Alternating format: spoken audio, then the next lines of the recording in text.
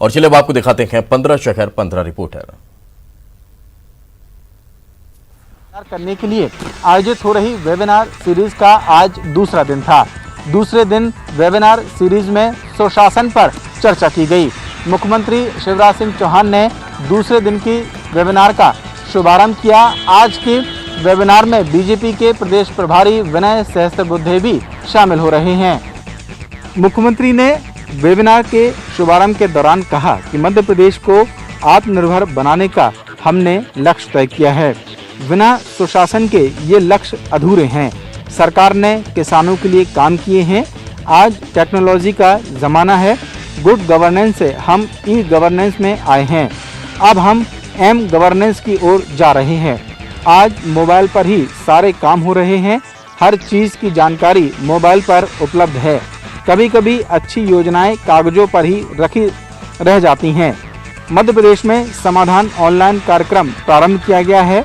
नियम और कानून जनता के लिए होते हैं, जनता नियम कानून के लिए नहीं होती। मुख्यमंत्री ने कहा कि नियमों का सरलीकरण जरूरी है।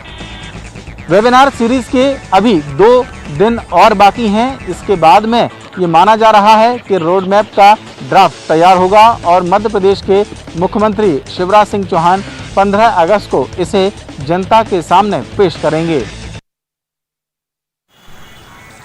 प्रदेश की बीजेपी सरकार को घेरने के लिए कांग्रेस अब अभियान और आंदोलनों का सहारा लेगी। इसके लिए कांग्रेस पार्टी ने खास प्लान तैयार किया है। कांग्रेस पार्टी ने ब्लॉक स्तर पर बीजेपी सरकार के खिलाफ गद्दी छोड़ो अभियान चलाने का फैसला किया है। कांग्रेस का आरोप है कि प्रदेश में बीजेपी सरकार का गठन हुआ है वो पूरी तरीके से असंवैधानिक है, क्योंकि विधायकों की संख्या के अनुपात में मंत्रियों को मंत्रिमंडल में जगह दी जाती है, लेकिन शिवराज मंत्रिमंडल में विधायकों के अनुपात में ज्यादा चेहरों को मंत्री बनाया गया है और इसी को लेकर अब कांग्रेस पार्टी पूरे प्रदेश में आंदोलन के जरिए सरकार को घेरने का काम करेगी। वहीं इस पूरे मामले को लेकर कांग्रेस पार्टी ने सुप्रीम कोर्ट में भी चुनौती दी है और एक तरीके से कांग्रेस पार्टी का आरोप है कि प्रदेश में बीजेपी की सरकार पूरी तरीके से असंवैधानिक है। वहीं दूसरी तरफ यूथ कांग्रेस ने भी बेरोजगारी के मुद्दे पर बीजेपी सरकार को घेरने की रणनीति बनाई है।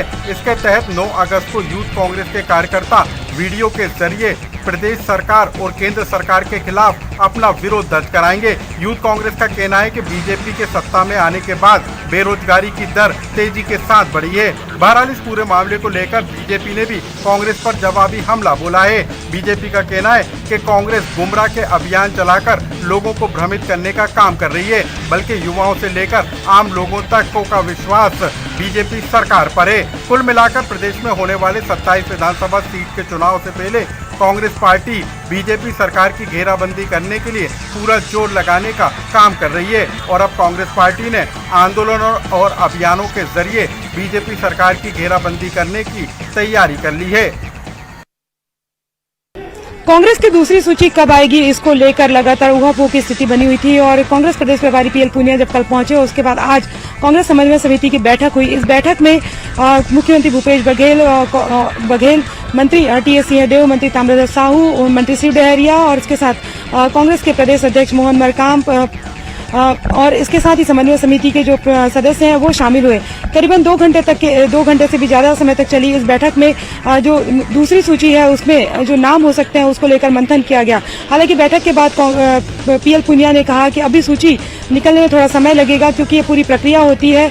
जो कुछ नामों पर चर्चा हुई है और वो हाईकमान के पास जाएंगे, उसके बाद में फाइनली ये सूची जारी की जाएगी। ये जरूर है कि मोहन मरकाम ने ये जरूर कहा कि करीबन 200 लोगों को ये जो सूची निकलेगी उसमें एडजस्ट करने की कोशिश की जा रही है। हालांकि जो सूची है उसको लेकर कब निकलेगी इसको लेकर कोई बात ठीक से नहीं बताई जा रही है। कहा जा रहा है कि प्रक्रिया है और प्रक्रिया के बाद जैसी प्रक्रिया पूरी होगी उसके बाद में सूची निकाली जाएगी। लेकिन जैसे ही पीएल पुनिया यहाँ पर पहुंचे थे उसके बाद में बैठक के पहले लगातार दावेदार जो है वो पीएल पुनिया के पास में पहुंचे थे। लंबी कतार लगी हुई थी, लोग अपना बायोडाटा लेकर पहुंचे थे। अब देखना ये होगा कि मंथन तो हो चुका है लेकिन सूची कब तक जारी होती है। ये जरूर है कि अब की जो सूची जारी होगी, पहले करीबन 30 लोगों को जगह मिली थी लेकिन अब की जो सूची जारी होगी तो 200 लोगों को एडजस्ट करने की बात की जा रही है। तो जाहिर तौर पर जंबो सूची का इंतजार सभी को है। सभी को ये लग रहा है जिन्होंने 15 सालों तक के कांग्रेस के संघर्ष में साथ दिया और पार्टी ने ये भी कहा है कि उन्हें ही तवज्जो दी जाएगी। ऐसे में उन चेहरों को खासतौर पर इंतजार है जिन्हें लगता है कि उनका नाम इसमें आएगा। 4 महीने के लंबे इंतजार के बाद आखिरकार इंदौर का प्रसिद्ध 56 दुकान बाजार आज से खुल गया है और अब लोग यहाँ खड़े होकर खान पान का आनंद ले सकेंगे। हम आपको दिखाते हैं किस तरह की यहाँ पर एहतियात बरती जा रही है। आप जैसे ही 56 दुकान बाजार में घुसेंगे, यहाँ पर ये जो मशीन है ये आपका टेम्परेचर लेगी। हैंड वॉश के लिए यहाँ पर ये वॉश बेसन लगाया गया है, आप यहाँ पर हैंड वॉश करेंगे और सैनिटाइज़र भी यहाँ पर रखा हुआ है।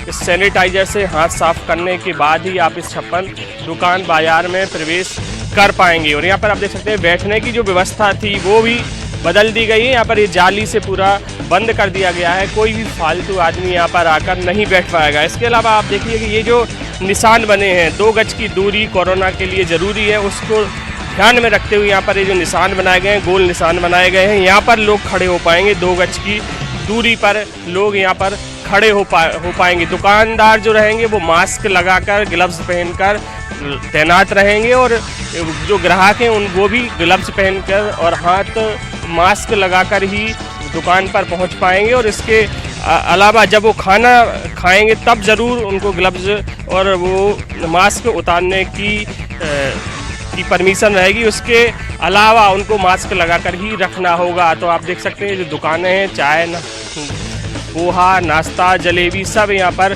खुल गया है और यहाँ जो स्वाद के शौकीन लोग हैं वो यहाँ पर पहुँचेंगे। और यहाँ पर कुछ सुबह से ही लोग पहुँचे हुए हैं, वो भी यहाँ पर नाश्ते का आनंद ले रहे हैं और स्वाद ले रहे हैं। और काफ़ी लंबे समय से लोगों को इंतजार था कि 56 दुकान खुलेगा।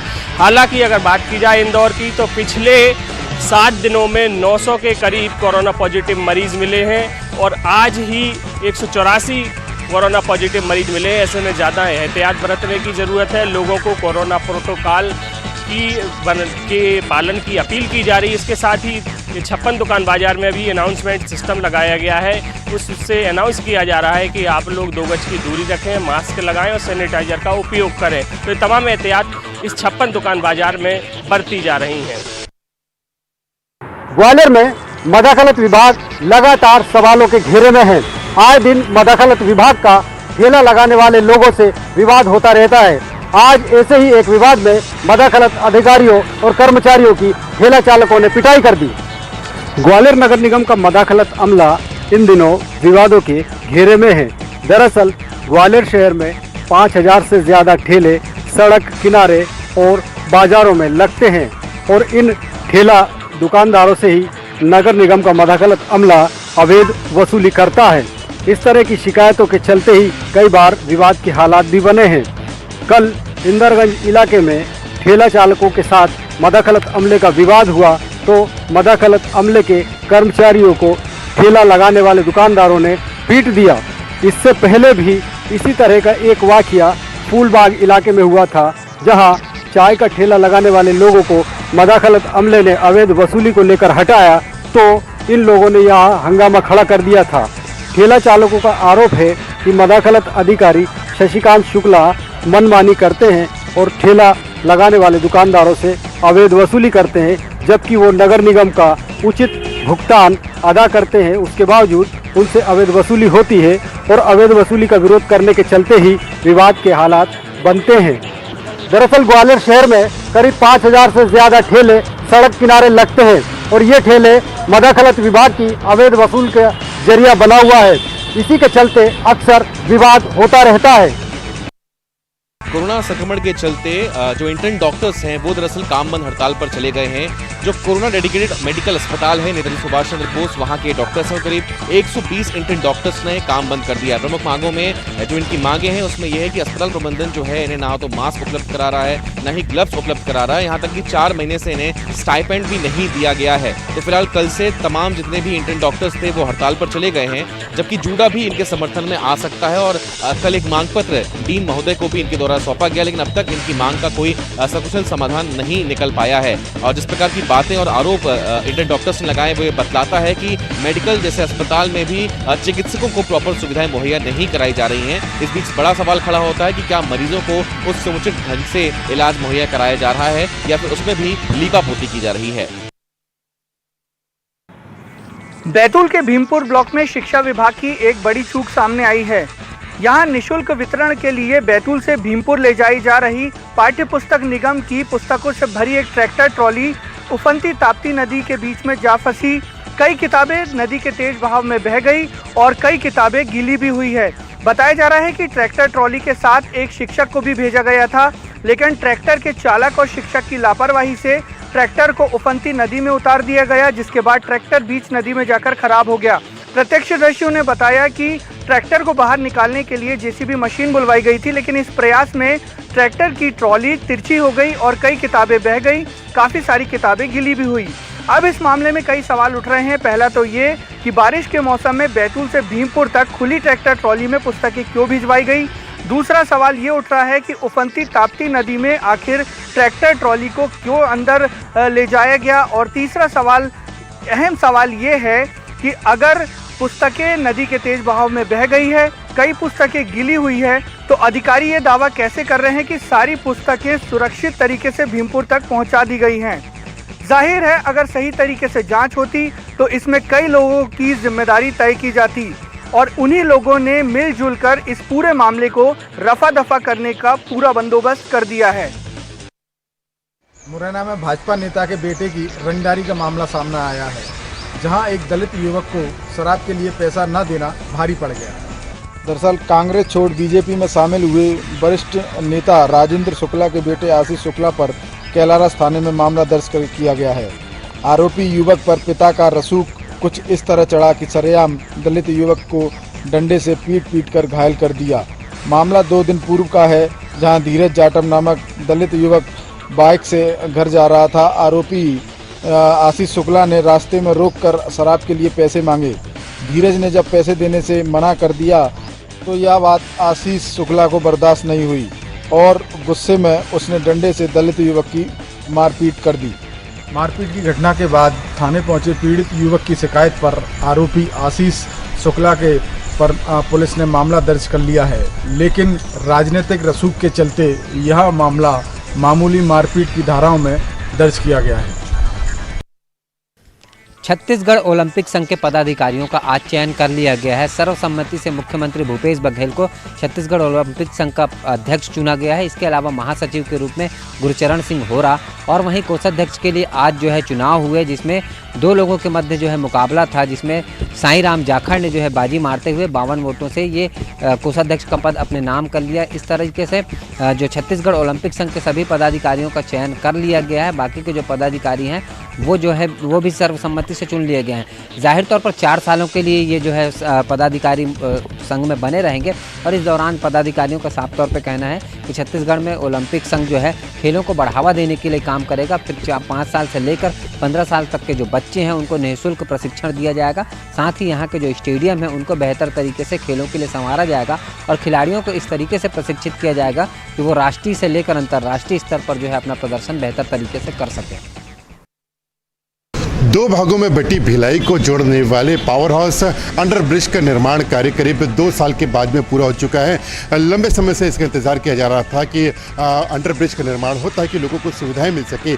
आज दुर्ग डीएसपी गुरजीत सिंह के आदेश पर आज जो है इसको एक वन वे किया करके खोला गया, एक औपचारिक उद्घाटन किया गया है ताकि लोगों को आसानी हो सके, उनको राहत मिल सके। क्योंकि पावर हाउस में जो है ओवर ब्रिज का निर्माण कार्य भी चल रहा है, इसके साथ साथ सुपेला और कुम्हारी में भी ओवर ब्रिज का निर्माण चल रहा है। इस वजह से लोगों को आने जाने में भारी तकलीफों का सामना करना पड़ता है। आए दिन यहाँ पर सड़क पर जाम की स्थिति बनी रहती है, लेकिन अंडर ब्रिज के खुल जाने के बाद में जो है वो टाउनशिप की ओर लोगों को जो जाते हैं उनको काफ़ी राहत मिलेगी। क्योंकि अंडर ब्रिज के आरंभ हो जाने से जो है जी रोड से टाउनशिप आने वाले लोग बड़े ही आसानी से आ सकेंगे। तो इस तरह से एक भिलाई वासियों को बड़ी राहत मिली है। अंडर ब्रिज का कार्य लगभग पूरा हो चुका है, औपचारिक उद्घाटन किया गया है, लेकिन पूरी तरह से उद्घाटन होना बाकी है।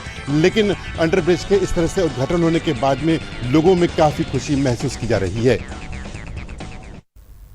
इसी बीच एक बड़ी खबर आप तक पहुंचा देते हैं। कांग्रेस विधायक जीतू पटवारी की मुश्किलें बढ़ सकती है। अपने ट्विटर हैंडल पर पीएम मोदी की फोटो के साथ पोस्ट करने के मामले में उनकी मुश्किलें बढ़ सकती है। पीएम मोदी के फोटो के साथ छेड़छाड़ वाले फोटो पर प्रोटेम स्पीकर रामेश्वर शर्मा ने संज्ञान लिया है। पूरे मामले में गृह मंत्री नरोत्तम मिश्रा को कार्रवाई करने के लिए कहा गया है। फोटो के साथ छेड़छाड़ करने वालों के खिलाफ कार्रवाई करने के लिए कहा गया। पीएम मोदी के छेड़छाड़ वाले फोटो को शेयर करने के मामले में विधायक जीतू पटवारी से जवाब मांगेंगे। तो ये बड़ी खबर निकलकर सामने आ रही है। पीएम के फोटो को लेकर जो छेड़छाड़ हुई थी उस पर अब कार्रवाई हो सकती है।